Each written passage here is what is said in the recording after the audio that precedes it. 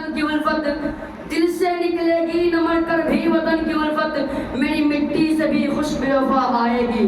दानिशरान कौम मिल्लत आज के इस परवान के बज़ में मेरा मौज़ूए सुखन है 26 जनवरी यौम जमहूरिया। आज के रोज आप हिंदुस्तान के जिस कोने में जिस गली और कूचे में चले जाएं, हाँ वो शहर हो या देहात, गाँव हो या कस्बा, हर जगह और हर सिमत 26 जनवरी यौम जमहूरिया के नगमे सुनाई देंगे। कहीं से शहीदान वतन की दाद और तहसीन की आवाज़ें आएंगे तो कहीं से यौम जमहूरिया के खुसूसियात के नगमे सुनाई देंगे, तो किसी सिमत से जमहूरियत के खून पर मातम कुनी की सदा सुनाई देंगे, तो किसी जानिब जमहूरियत के फ़ायद और क़वाइद और मदहोश कर देने वाले पुर असर नगमों की गुनगुनाहट सुनाई देंगे।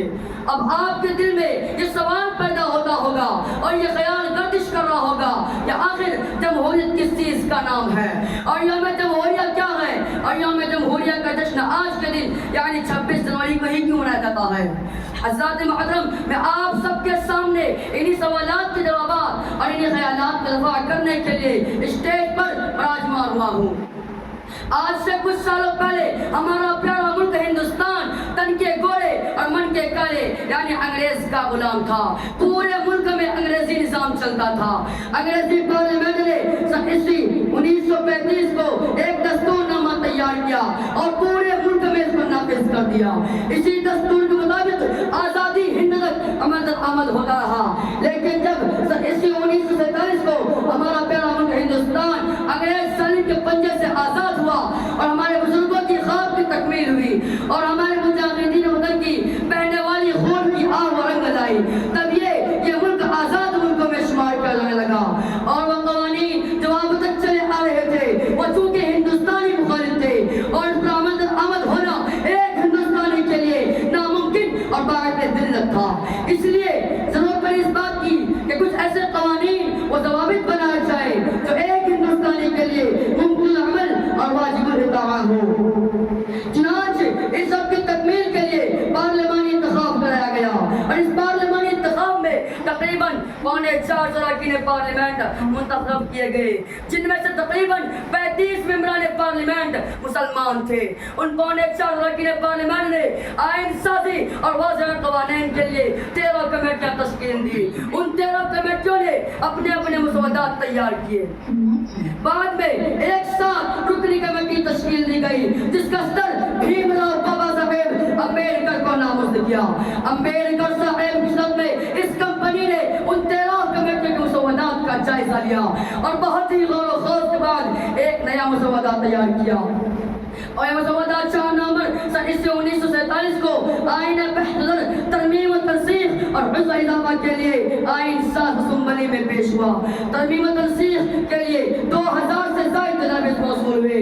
तरमीम तनसीख और हिफ्ज़ इज़ाफ़ा के बाद फिर मसौदा 26 जनवरी सन 1949 को कानून साज़ असम्बली में पेश हुआ और 26 जनवरी सन 1950 को एक मरतबा फिर इजलास का इनेकाद हुआ जो तकरीबन तमाम अरकान पार्लियामेंट ने इस दस्तूर से इत्मीनान हासिल करते हुए दस्तखत किए।